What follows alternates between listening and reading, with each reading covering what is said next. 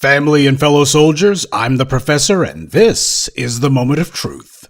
Today is going to be the first in what will be a 3-part Friday weekly series dealing with reparations and who owes us. This is not going to be a comprehensive list that would take the rest of my life, but we are going to make sure that we mention just a few of the big players in American society who happen to have benefited off of the slave trade and who still benefit from it to the present day. The first thing that must always be remembered is that the United States is a debtor nation, but the white media and the white government are always lying about who this country owes a debt to. We built this country, those of us who are descended from America's slaves, those of us who can trace our ancestry back to the killing fields of the American South. And this den of vipers that has wronged us every moment of every day for 500 years owes us everything. We are this nation's creditors. This country is our debtor. They owe us. This country owes us everything. And we are calling in all those debts. But ever since 1865, there has been a massive creditor-debtor standoff in this country. The deadbeats who owe us have used every means at their sick, demented disposal in their perverted effort to avoid paying what they owe. Well, black empowerment is on the march, and we are here to collect. The question is not who owes. Everyone in this country whose ancestry does not go back to the plantations of the American South owes us, and that includes the Red Indians, not to be confused with the black ones. It doesn't matter if you're an immigrant, even a black immigrant. You came here because you wanted a piece of the world's greatest economy that our ancestors built. You wanted something you didn't create. You knew there was a corrupt cabal of thieves and murderers who would give you a few crumbs if you allied yourselves with them against us. The U.S. is not a country. It is the world's biggest crime scene, the scene of the greatest and worst crime in human history. And not only have the perpetrators of that crime not been brought to justice, the crime is still ongoing to this very moment. There's no question that we're owed, and no question about who owes us. The only question is, who do we start with? Who do we wring our money out of first? That's what this 3-part weekly series is about. It's about giving us just a few of those names.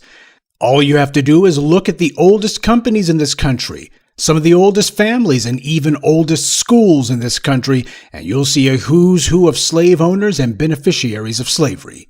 Most of them were directly slave owners, and for those who claim not to have personally owned slaves, they usually did business with and benefited directly from those who did. Since we deal with power, wealth, and influence here, you know this series has to start with corporate America. As Jason Black has always said, the strength of white supremacy lies in its economy. Emphasis on the lie part. That's what slavery was all about. That's why they felt they could afford to abandon chattel slavery so long as they locked us out of the economy, which has been what they've done for 150 plus years. So, who do we start with first? The institution whose very name is synonymous with America's economic might, Wall Street. The meter on their debt began running in 1626, when black people were brought as slaves to what today is Manhattan. Slavery became the foundation of New York's wealth and the engine of the American economy. Most people are taught that New York wasn't a slave state because it wasn't in the South. That's a lie. New York had slavery, and during the Civil War, New York was allied with the South, just like Delaware, which Joe Biden loves to brag about until he ran for president. To give you an idea of how widespread the slavery was in New York City, consider this. By 1730, 1 out of every 5 New Yorkers was a slave, and 2 out of every 5 New Yorkers owned slaves. Now, this was over 45 years before the Declaration of Independence was even written, and New York City was already leading the league in slave owners. That means New York City had the second highest number of slave owners per capita in America. That percentage is higher than Atlanta, Baltimore, Birmingham, or even New Orleans. Only Charleston, South Carolina had a higher percentage. The Dutch had set up their little outpost on the southern tip of what today is called Manhattan, and that's where the wall that Wall Street is named after was built, but not by the Dutch. It was built by our ancestors. We literally built Wall Street. We were the ones who cleared the land that today bears names like Broadway. Now, the reason for the wall was to be a fortification against Indian raids, but in truth, it was a defense against the British, who the Dutch were at war with. The Dutch called this little outpost New Amsterdam. However, the Dutch only had a few outposts in the Americas, so the British had them vastly outnumbered and geographically surrounded. The Dutch eventually surrendered their little outpost of New Amsterdam to the British, who renamed it New York. By 1699, the invaders, settlers, felt they had enough numbers now to take land outside of that little fortress. So they deconstructed the wall. Slavery, however, wasn't going anywhere. Under the British, slavery was about to become the biggest, most lucrative industry in New York, and Wall Street would be its epicenter. In 1711, a slave market was built on Wall Street along the Eastern Shore, remaining there until 1762. I want you to think about that. Before Wall Street played host to a number of multinational banking conglomerates and all these captains of industry, hell, before there was even a United States of America, Wall Street was a slave market 65 years before the Declaration of Independence was even written. And the Wall Street slave market was an important generator of taxes for New York City. Now, whenever most people think about Wall Street, the image that almost instantly comes to mind is the New York Stock Exchange building, so we'll start there. The NYSE was founded in 1792.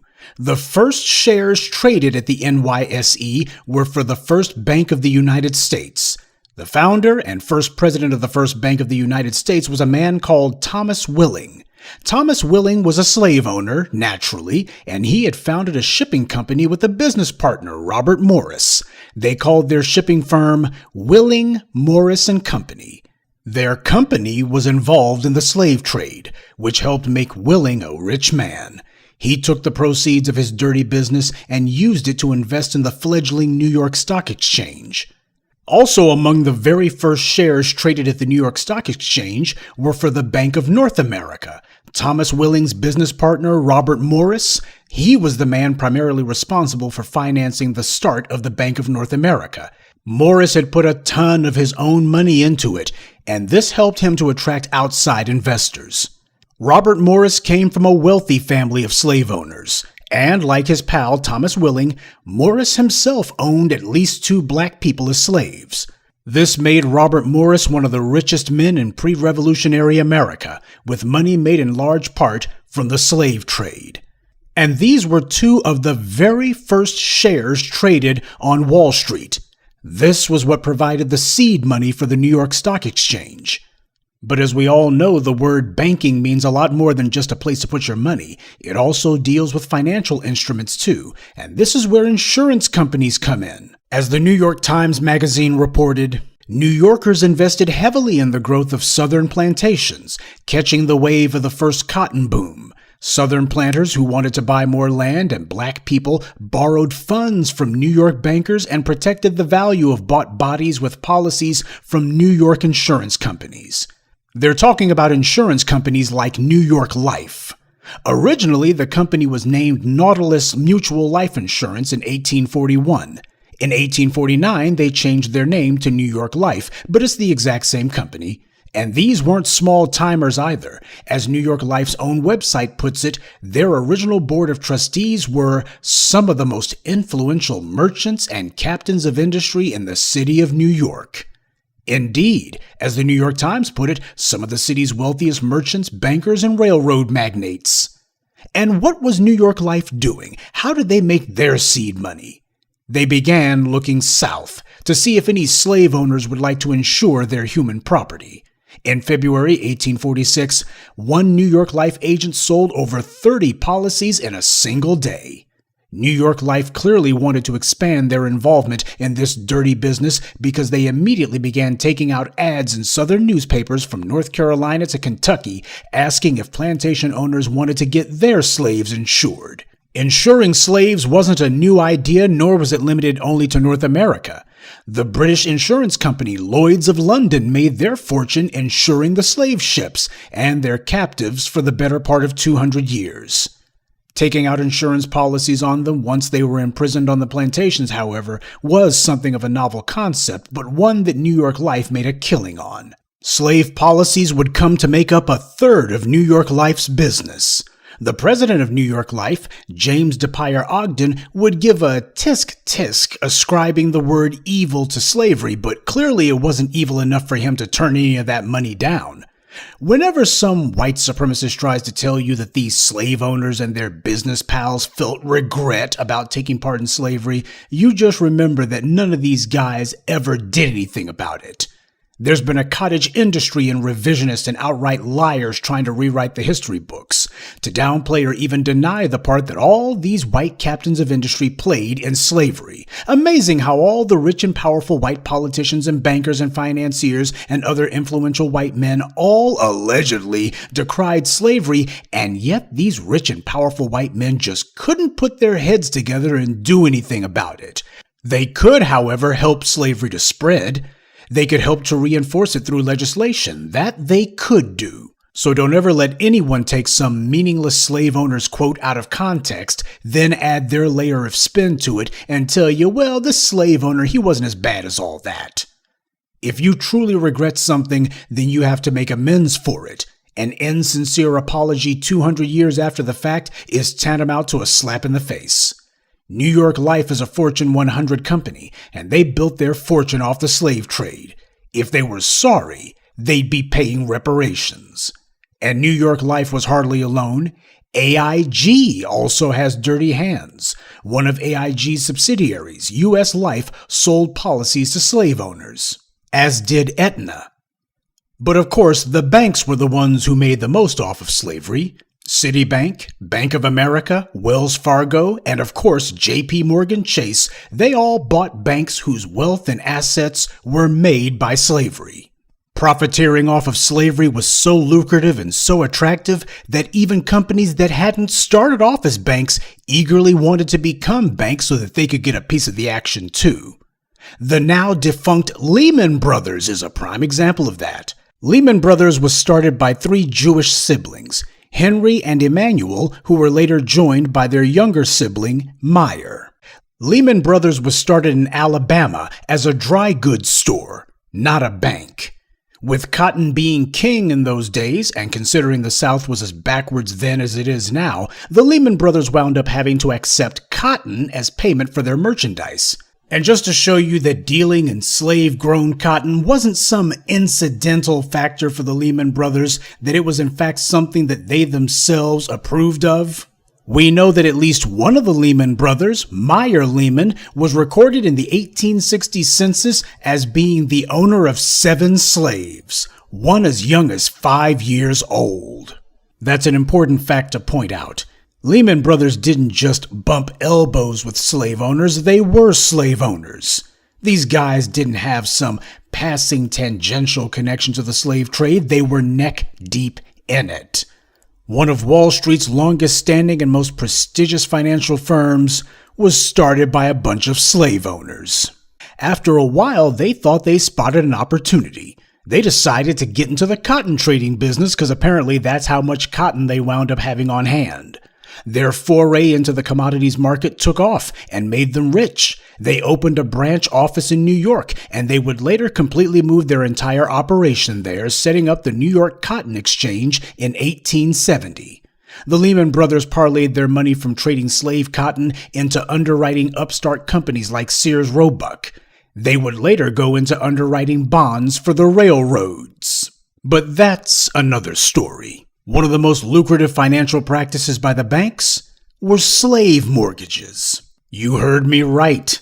Using our ancestors as collateral for banknotes was a very popular practice, and not just among some ham and egger slave owner with 1 or 2 slaves. Thomas Jefferson mortgaged 150 of his slaves so that he could raise the money to build Monticello. Slave owners would frequently take out multiple mortgages on the same slave, thereby increasing how much money they could get their hands on.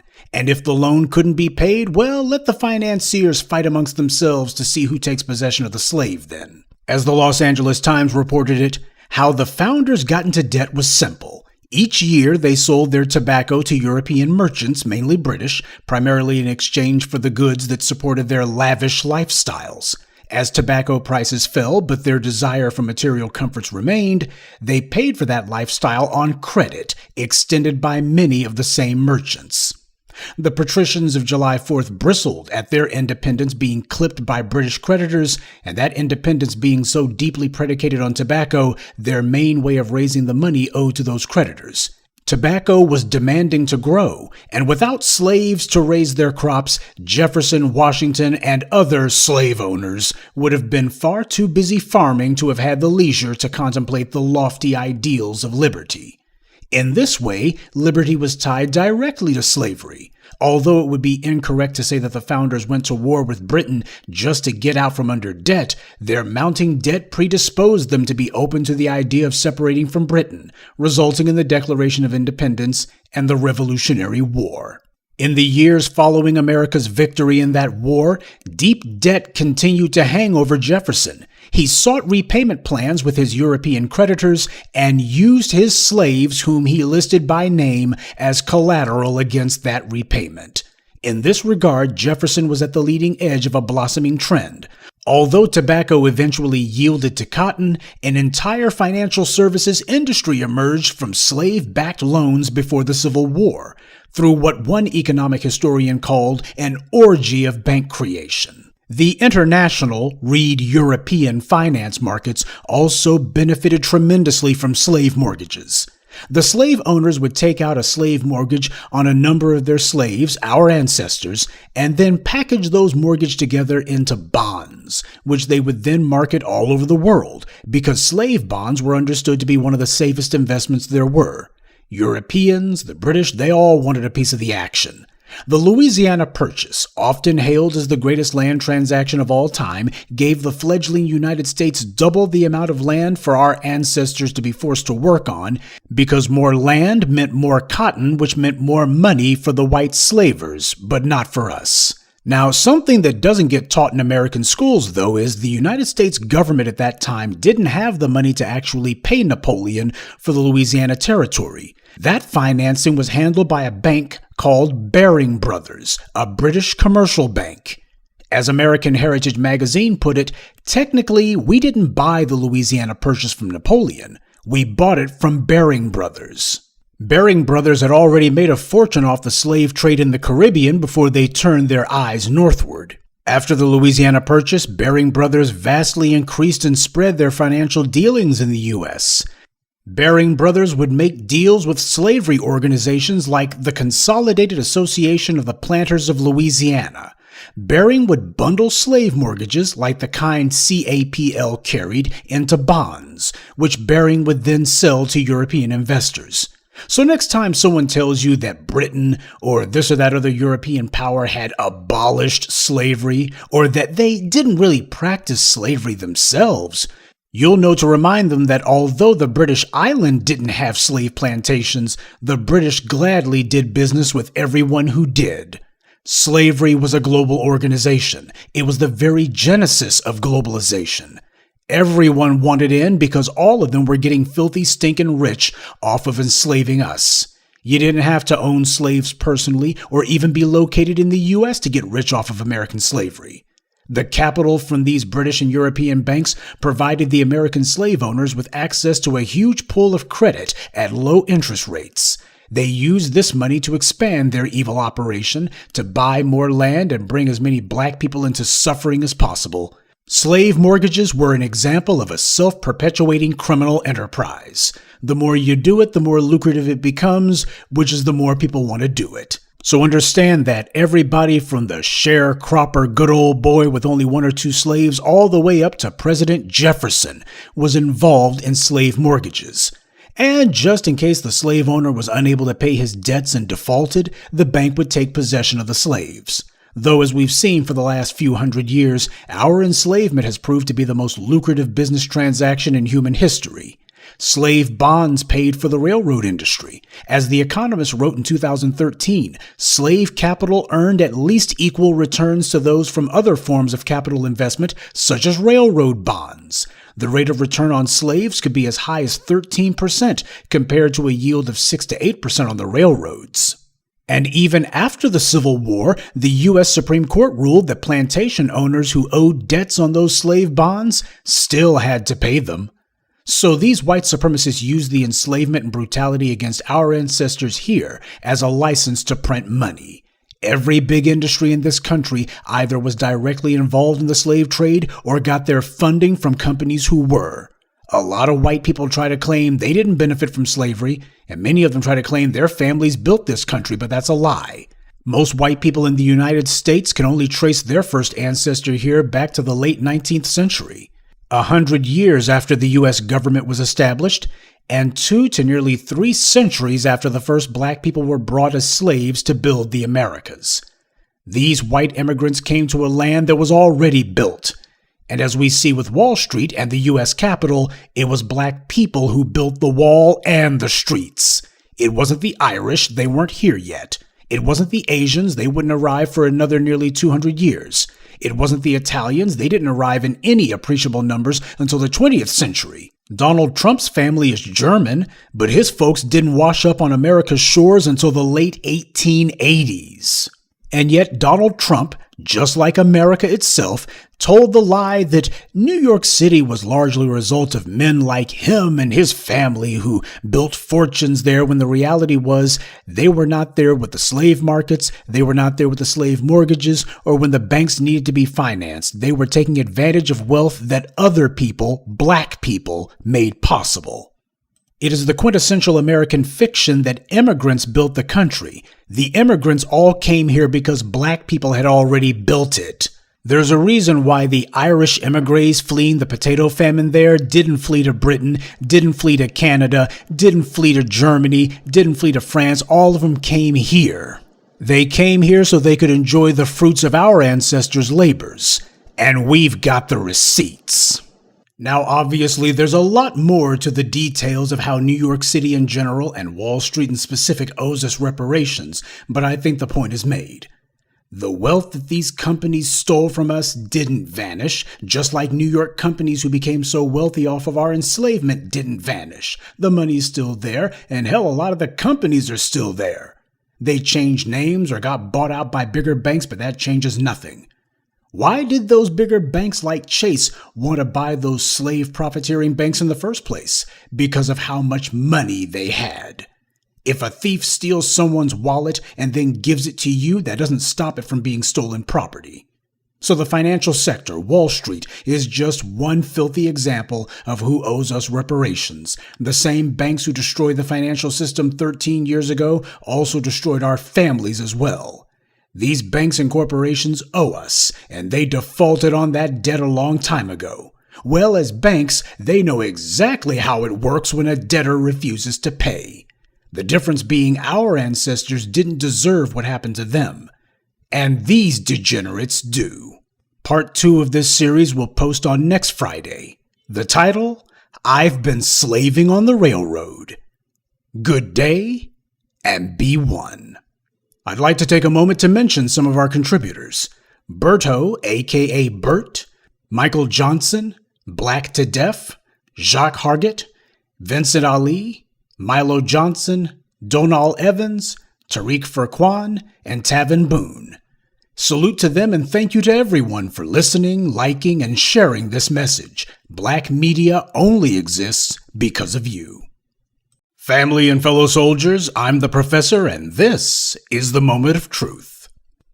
These days, there's an enormous debate about fixing and updating the United States' decrepit infrastructure. But understand that when we're talking about infrastructure, that means a heck of a lot more than just roads. It's bridges, waterways, railroads, docks and piers, airports, power plants, irrigation, pipes, power lines, communications, and more.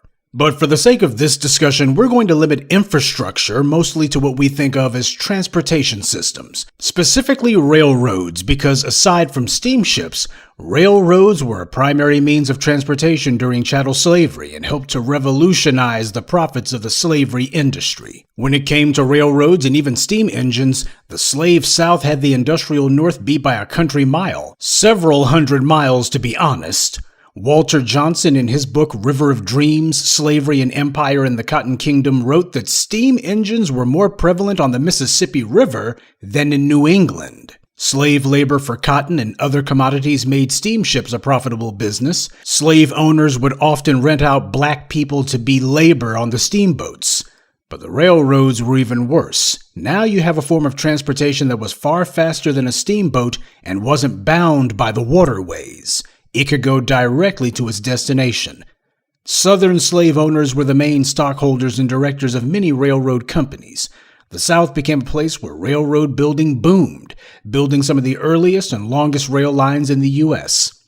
In the beginning, the railroads rented slaves, but before long, the railroads began buying slaves themselves outright.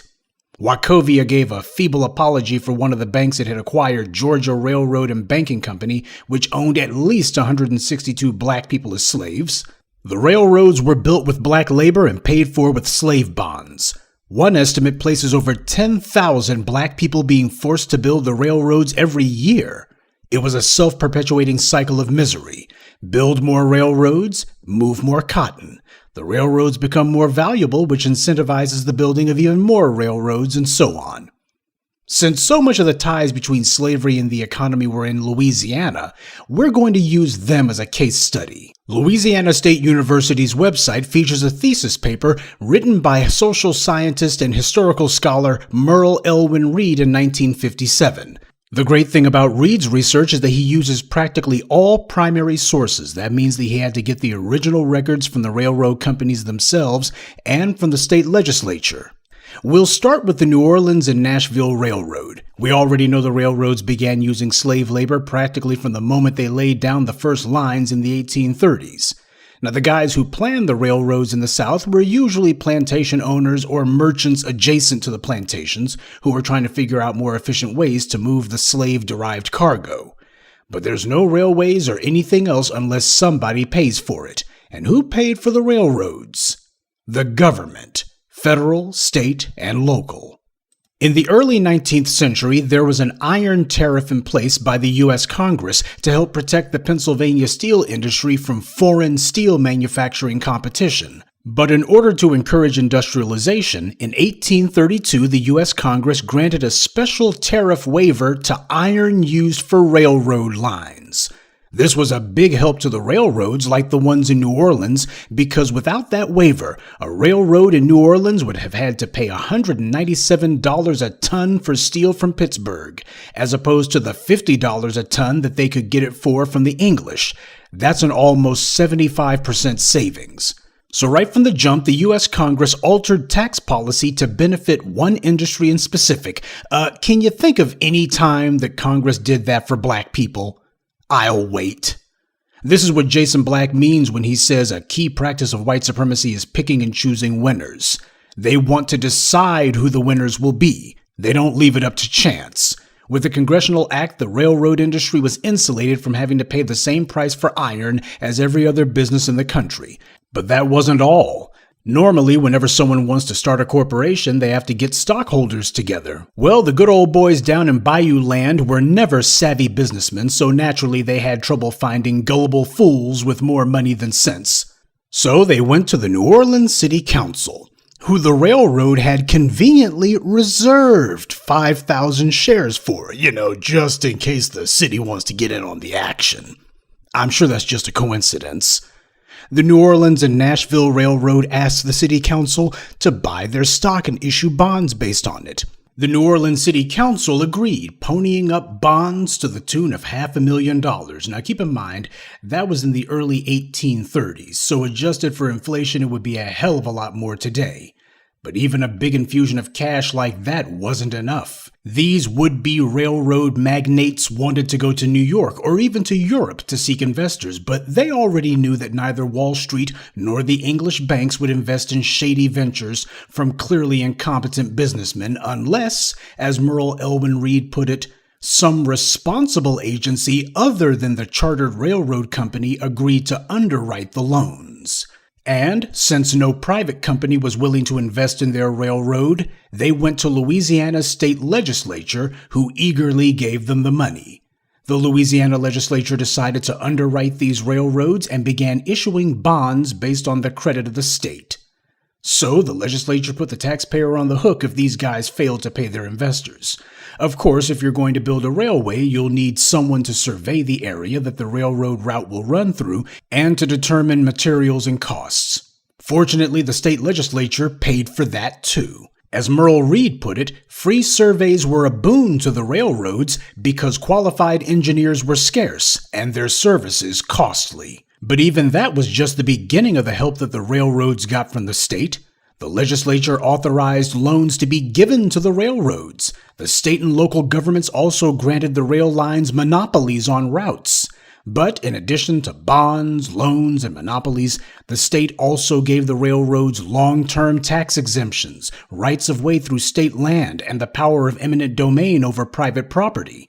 Even the federal government got in on the act, with the U.S. engineers performing a survey for the West Feliciana Railroad and granting other public land and rights of way. Merle Reed documents that in 1833, the Louisiana legislature created a board of public works who owned their own gangs, plural, gangs of Negro laborers owned by the state.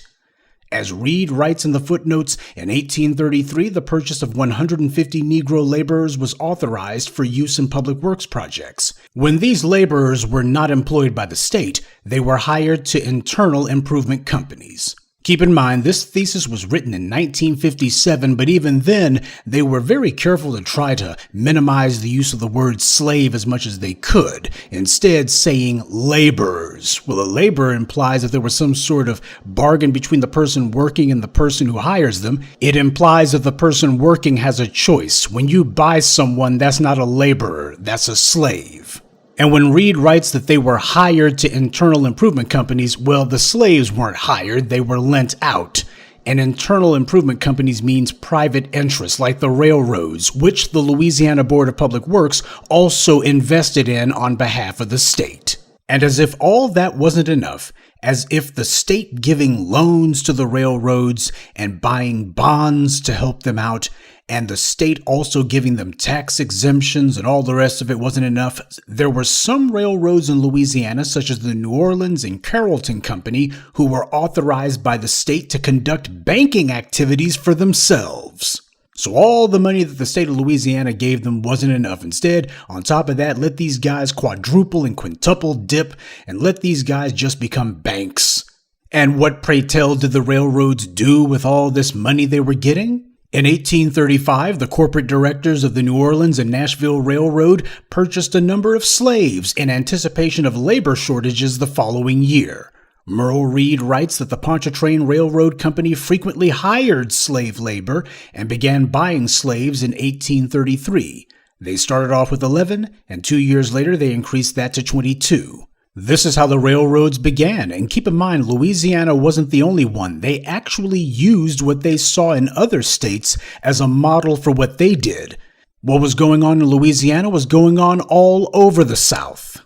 You look at other railroads such as the Western and Pacific Railroad in Georgia, these guys were the ones who basically had a large part to do with the establishment of the city of Atlanta. Reason for that was the place that we call Atlanta today was actually the end of the Western and Atlantic Railroad.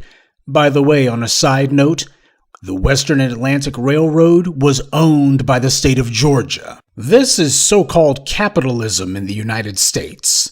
This is the so-called invisible hand of the free market. Does this look very invisible to you? These railroads were not being set up for the use of the general public. They were being set up so private businessmen could create an industry for themselves and pocket the money for themselves.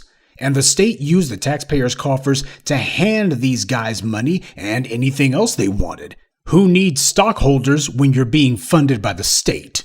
William Thomas writes that the South pursued railroad expansion as fast as the North, laying as many miles of track in the 1850s as the Midwest, and even exceeding the pace of construction in much of the North. William Thomas also writes that by the 1850s, the railroad companies could be counted among the largest slaveholders in their regions. He cites the South Carolina Railroad's 1857 annual report, which documented that the company owned 57 black people as slaves, and that in 1859 it almost doubled that number to 90. Meanwhile, the Virginia Central Railroad owned 35 black men. And how much benefit did the railroads get from all the slaves they owned? In his book, Rethinking the Civil War Era, Paul S. Scott writes that by 1860, the South's railroad network was one of the most extensive in the world, and nearly all of it had been constructed by less expensive slave labor. I want you to think about that.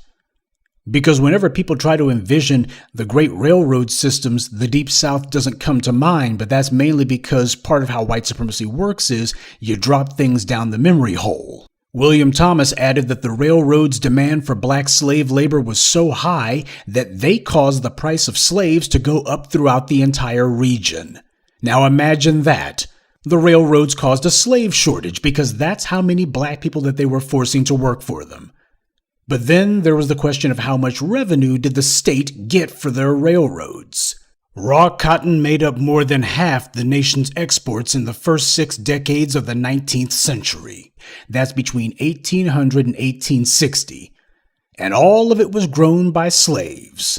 Industry in the North expanded rapidly, especially after the 1830s. Yeah, after those southern states got serious about putting their revenue behind these railroads. The industrial North expanded rapidly after the 1830s indeed. And now you know the reason why.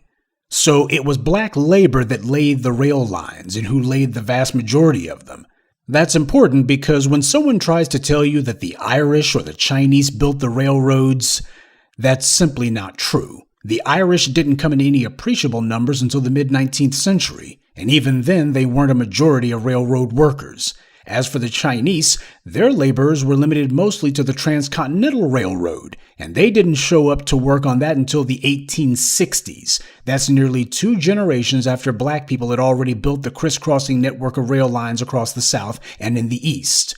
The Transcontinental Railroad began in Sacramento, way out west. Even the History Channel's own website had to cop to that one. The Chinese laborers were almost entirely in the West.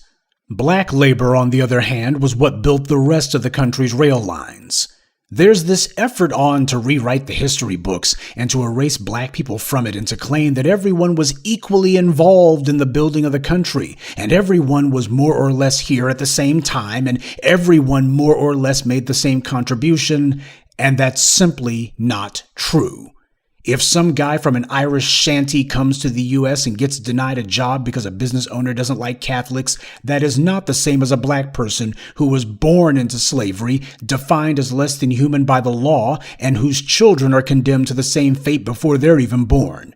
If some Chinese laborer immigrates here to build one rail line during a 5-year period, that does not equate the black laborers who built the rail lines from the early 1800s almost up to the 1960s. As I covered in part 1 of this series, just looking at Wall Street, it was black people who literally built Wall Street. They built the wall and the roads around it that Wall Street was named after. Had it not been for black people who built the roads, who built the streets, who built the nation's capital, who were the ones who actually built the railroads, there would have been no country for the Irish or the Chinese or anybody else to immigrate to.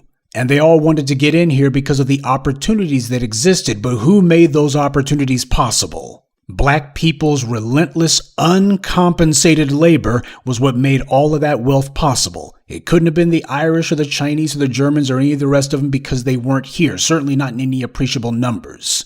As with the rest of the culture, the black influence on the railroads extends to a lot more than just our physical presence. You've probably heard the term Gandhi dancer, but you probably don't know what it means. Gandhi dancers was what black men who worked on the railroads were called, specifically the black men who performed maintenance on the rail lines.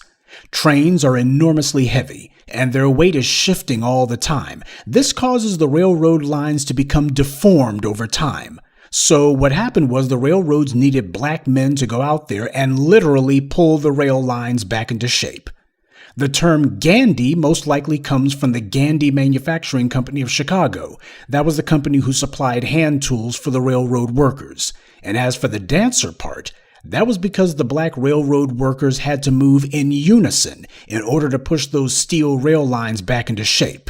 Oftentimes, they would work to a song. One member of the road crew would act as the lead, usually singing some song that would establish the rhythm of the work. And they weren't doing it just for entertainment purposes either. In order to maximize the amount of force the black men could exert on the steel, they had to push or pull with pinpoint precision. The lead man singing established the exact rhythm that would allow them to do this back-breaking work for hours a day. So not only did black men build America's railroads, they also maintained them too. And it stands testament to how strong these men were that even when they were elderly, they were still able to demonstrate how they pulled the rail lines back into shape. At a point when most men their age are either in a rocking chair or a wheelchair, these men are demonstrating work that they did decades ago, showing that even the rail lines weren't strong enough to break a black man's back.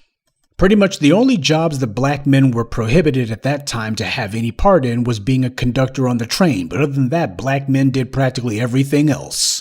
Black people were also forced to build a number of the piers, docks, and ports of the United States, and it should be noted that a number of those rail lines and ports and docks are still in use to this very day. And just as with the banks, a number of those railroads wound up either being gobbled up or merged with some other rail lines or some other business, a few of whom are still around in some form or another to the very present. There were a lot of entities at all levels who were making a killing every single day off of the enslavement of our people and the free labor that we were forced to produce. So while they were riding the railroad, we were the ones being railroaded. That's the reason why we are not dropping the issue of the reparations that we are owed. It's time that all of these profiteers from slavery were put on notice that their gravy train just derailed. Good day, and be one. I'd like to take a moment to mention some of our contributors: Mandisa, Christopher Ellis, Isaac, Sean Gilchrist, and Wade Blanks. Salute to them and thank you to everyone for listening, liking, and sharing this message. Black empowerment only exists because of you. Family and fellow soldiers, I'm the Professor, and this is the Moment of Truth. Way back when I used to do videos regarding ancient Kemet, I pointed out that the fictional field of Egyptology was started on America's colleges and universities, and it was part of the ideology of white supremacy to invent ways to validate itself. Now, this love affair by America's Ivy League with anti-black racism didn't just start in the late 19th century. The richest and most prestigious schools in the world, right here in the United States, were founded on anti-black racism and funded by chattel slavery. Now, obviously, we're not going to be doing an exhaustive rundown of that. I'd be here for the next couple of weeks. Instead, we're going to pick a couple of examples, the two most prestigious and richest schools in the world: Harvard and Yale. We'll start with Harvard. At least two of the presidents of Harvard University were slave owners, and one of them, Benjamin Wadsworth, had his slaves living on the campus of Harvard. Harvard only recently put up a plaque acknowledging this fact, but only after the students put pressure on them to do so. John Hancock, one of the founders of the United States, was a Harvard graduate. He owned between 2,000 and 3,000 slaves. Of course, the apologists for white supremacy always try to say, well, he inherited them from his uncle. So what? That's how Thomas Jefferson got his slaves. Same for George Washington. Barack Obama bragged that he went to Harvard Law School and became the first black editor of the Harvard Law Review. Well, that explains in part why Obama never used the law to help black people. Harvard's law school was built in 1817 from funds given to them by Isaac Royal Jr. Isaac Royal Jr. came from a family of slave owners. Isaac Royal's family were in the slave trade before he was even born. Not only were they selling black people, but they also had their little plantations. So as part of his will, he made sure that Harvard University had some land and some funds that they could use to build themselves a law school. Yeah, that way they could train the next generation of white supremacists. Now, I'm sure you've seen this photograph. We all have. Whenever a TV program or documentary dealing with slavery comes on, this man's photo is usually presented. If there's some book that deals with antebellum slavery in the United States, the odds are good that this man's photograph is going to show up. His name was Renty. He was enslaved on the plantation of Colonel Thomas Taylor in Columbia, South Carolina. Our ancestors were forced to do all manner of degrading things, and this was one of them. There are, as many of you know, other photos of Renty and other enslaved black people, including Renty's own daughter, but I'm not going to be showing them. What you need to know about is the story behind it. Do you know how this photograph and the others came to be? Because in 1850, Harvard University commissioned this photo and the others. They did it on behalf of one of their professors, Louis Agassiz. This man was a zoologist, and under white supremacy, there's no white man who's so unqualified that he can't be allowed to give his opinion about black people. He was a proponent of polygenesis, the idea that black and white people have separate origins and hence are separate species altogether. As a faculty member in the Ivy League, Agassiz understood it was Harvard's mission to prove the superiority of the white race and the inferiority of black people. So he asked that a set of pictures be taken of black people undressed. This was done on behalf of Harvard University, who, by the way, still possesses those photos. And it wasn't done for a history course, but for a biology course, specifically to push the idea that black people are inherently inferior. For reasons. The Ivy League schools are where the doctrines of black physical and mental inferiority began, and they're also the main ones pushing it to this very day. It's where the white supremacists work to give their crackpot theories an air of legitimacy by using or even inventing academic-sounding language. It's one of white supremacy's favorite ploys. Use $10 words to try to dupe people into thinking that their blatant anti-black racism somehow is intellectual. This is what Harvard University is about. One of Renty's descendants went to court to force Harvard to give the photos of her ancestors to their family, but the courts declared that they belong to Harvard. Harvard makes money off these photos, by the way. They use them on the covers of their brochures. After the lawsuit, Harvard declared that they were going to be making the photos more accessible to the public. No doubt for the price of a ticket. So in other words, it's business as usual for Harvard. And that's not all. Almost exactly 1 year ago, Harvard's own Peabody Museum of Archaeology and Ethnology discovered that they have the remains of enslaved black people among their collections. Sure, they just now figured that out. And I'm sure that all of the uprisings and black people holding racist institutions to account didn't have anything to do with Harvard suddenly discovering, man, we got the remains of these enslaved black folks in our possession. They didn't figure it out until now. They didn't even know about it until now. Yeah, right. And Yale, of course, was no better. Yale University is named after Elihu Yale. Now, he wasn't the founder of it, but it was named after him because of his generous donations to it. White media makes it a point to hide behind the lie that there's no evidence that Elihu Yale ever owned slaves, as if that makes his being in the slave trade less reprehensible. As governor of Fort St. George, he oversaw and authorized the sale of hundreds of people.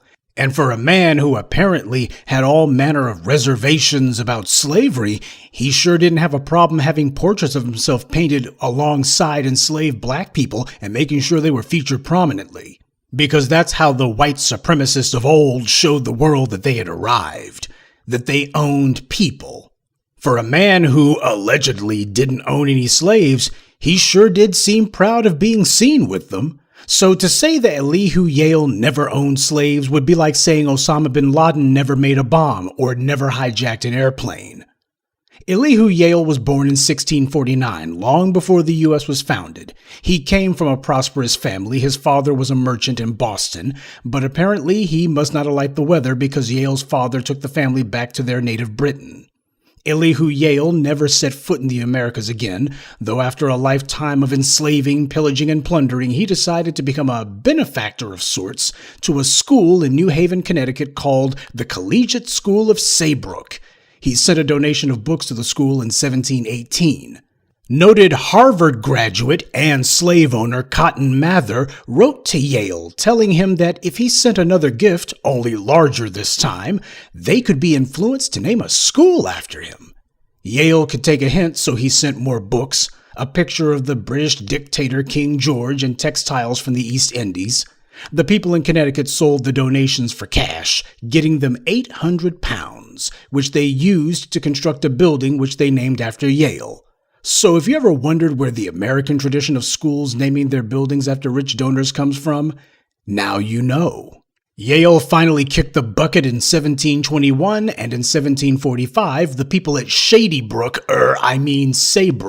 changed the name of their little community college to Yale University. Of course, Yale University's connections with slavery didn't end with Elihu Yale.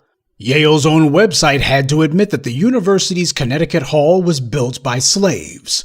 But it didn't end there. In the early 18th century, the Colonial Assembly of Connecticut gave the tax revenue they generated from slave-produced sugar cane to Yale University. Yale used the money to fund the school and to construct a number of their early buildings. So Yale University was literally built with money from the slave trade, and it was the state who gave it to them. There were also a lot of slave owners connected to the school, including half of its founding trustees. One of Yale's most famous school presidents, Timothy Dwight IV, was a slave owner. He was also a mentor to a large number of other pro-slavery fanatics, including John C. Calhoun. John Calhoun became a senator and then vice president of the United States. He also owned about 80 black people as slaves. Now, you don't hear much of anything about old John Calhoun, and that's because the white media can't portray him as being conflicted over slavery. You know, the usual line of BS that they bring up whenever talking about some slave owner. You can't do the usual, well, his relationship with slavery was complicated. He was a complicated man. No, John Calhoun was as straightforward and simple about slavery as it comes. He delivered a pro-slavery speech to the U.S. Senate on February 6, 1837, in which he declared, "Abolition and the Union cannot coexist. As the friend of the Union, I openly proclaim it, and the sooner it is known, the better. We of the South will not, cannot surrender our institutions. To maintain the existing relations between the two races inhabiting that sector of the Union is indispensable to the peace and happiness of both. It cannot be subverted without drenching the country in blood and extirpating one or the other of the races. Be it good or bad, slavery has grown up with our society and institutions and is so interwoven with them that to destroy it would be to destroy us as a people. But let me not be understood as admitting, even by implication, that the existing relations between the two races in the slaveholding states is an evil. Far otherwise. I hold it to be a good, as it has thus far proved itself to be to both, and will continue to prove so if not disturbed by the fell spirit of abolition. Never before has the black race of Central Africa, from the dawn of history to the present day, attained a condition so civilized and so improved, not only physically but morally and intellectually. I may say with truth that in few countries so much is left to the share of the laborer and so little exacted from him. It would be a miracle if he was saying that with a straight face, craggy and crooked as his is. Anyway, he continued saying, compare his condition, talking about our ancestors, with the tenants of the poor houses in the more civilized portions of Europe. Look at the sick and the old and infirm slave on one hand, in the midst of his family and friends, under the kind superintending care of his master and mistress, and compare it with the forlorn and wretched condition of the pauper in the poorhouse. I turn to the political, and here I fearlessly assert that the existing relation between the two races in the South forms the most solid and durable foundation on which to rear free and stable political institutions. It is useless to disguise the fact. There is and always has been an advanced stage of wealth and civilization, a conflict between labor and capital. The condition of society in the South exempts us from the disorders and dangers resulting from this conflict.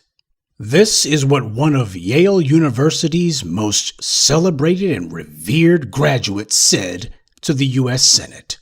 He said the slave plantations solved the conflict between labor and capital. That's what he was saying. People have arguments about conflicts between labor and capital today. John Calhoun said, we found the answer. But it's what he said before that I think is even more important. He says that the enslavement of black people is the most solid and durable foundation for a free and stable political institution. That's important for you folks out here who keep talking all this idiocy about democracy and preserving institutions and such. John Calhoun explained what America's political structures are built on. They're built on your black back. Black subjugation is the foundation upon which the United States rests. It's not a bug, it's a feature. It's not the messy excesses of freedom. This is what it's all about. This is the game. Keep black people oppressed. Because the sick, degenerate mentality of John Calhoun wasn't limited just to him. This is the indoctrination that the Ivy League schools give to their graduates to the present day. They just don't say it as bluntly as Calhoun did. And then you wonder why Barack Obama twiddles his thumbs and says, actually, not really a whole lot I can do. Nothing I can do. Why is it that the Democrats make it a point they're not going to do anything that black people says? Why, that would bring down the republic. This is why black people cannot afford to let white liberals tell us that our problem is a class problem. The people with money in this country, they don't look at white people the same way they look at black folks. Calhoun didn't propose that his solution should be enforced against white people, just black people. So what does that tell you? His solution wasn't a class issue, it was a racial one. And that keeping black people oppressed was the best way to perpetuate and reinforce their political institutions. He made it very clear that this is about more than just money. It's about more than just a white racist feeling superior. Oppressing black people is the foundation upon which Western civilization rests. Black oppression is what makes this country's political institutions stable. If black people are able to change their condition, then that threatens not just the slave owners, but the entire system. Now, I want you to think about all of the Yale and Harvard graduates that you got in the U.S. government and in corporate America. Everything from entertainment to all of these little schools and such. These guys claim to have all kinds of differing ideas when it comes to society, politics, the arts and such, but when it comes to black people, they're all in lockstep about that. Because anti-black racism was not merely part of their education, it was the totality of it. Yale and their graduates have been taught for hundreds of years that the best way to have free and stable political institutions is anti-black racism. The way to eliminate the conflict between labor and capital is not to pay more or to have better working conditions, but to dehumanize black people who do the work and define them as being less than human.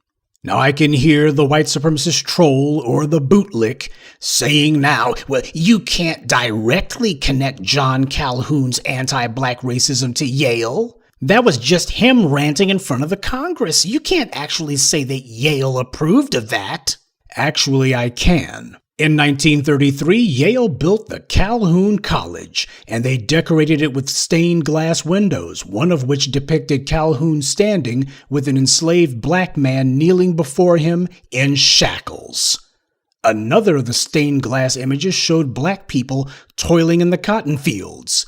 This is no exaggeration. This is what Yale University put on the windows of their Calhoun College. This was not a choice by some architect. This is what Yale wanted there.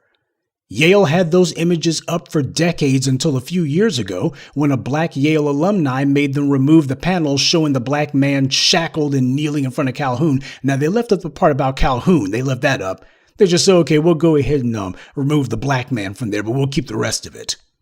Later on, a black man who worked there broke the window showing the plantation scene. Yale tried to clean it up and white-splain after the fact and say, well, they had planned to remove that image all along themselves. Yeah, sure they did. Now understand something. John Calhoun didn't build that college. He was already dead and roasting in hell long before that college was built. It was the white supremacists who run Yale who were the ones who decided to build a monument to him. They knew exactly what he was about, because it's exactly what they're about. And if black people hadn't put pressure on Yale, they'd still have up pictures of shackled black men kneeling in front of slave owners. Those images were an expression of philosophy on Yale's part, not just the racists who built that thing back in the 30s, but for the school who allows it to be there to the present day. But Yale's involvement with anti-black racism goes way beyond just some racist politicians and artwork. Yale is not just connected to the eugenics movement, Yale University was one of the main backers of it. Yale's own website admits that the American Eugenics Society was started at Yale. It was a Yale faculty member who thought it up, and at least 3 Yale faculty members were on its board. Though the Yale website conveniently leaves out who these members are, and they don't say where you can find the information either. Yale pats itself on the back for confronting its historical involvement with slavery, but they only give fragments of information. A partial confession isn't a confession at all. It just goes to show never send a white supremacist pseudo-academic to do a professor's job. The American Eugenics Society was founded at Yale University in 1926. Irving Fisher, a Yale faculty member who taught economics at the school, was the one who thought it up. He was a die-hard white supremacist, obsessed with racial purity, particularly being pure from black people. Prior to the American Eugenics Society, Fisher had helped to found the Race Betterment Foundation in 1914. By the way, the man who co-founded the Race Betterment Foundation with Fisher and provided him with the money is a name that you'll probably readily recognize. John Henry Kellogg. Yes, that Kellogg's. In fact, John Kellogg is credited with having invented the baking process for turning the flat sheets of dough into flakes. In other words, he's credited with being the inventor of breakfast cereal. So maybe Tony the Tiger's motto should be, "They're racist." On a side note, John Kellogg was also an alleged doctor who ran a sanitarium, believe it or not, where he pioneered all manner of groundbreaking therapies, including electric current administered to the eyeballs and the 15-quart enema. I'm not making that last part up. That was one of his ideas, to run 15 quarts of water through someone's colon to cleanse it.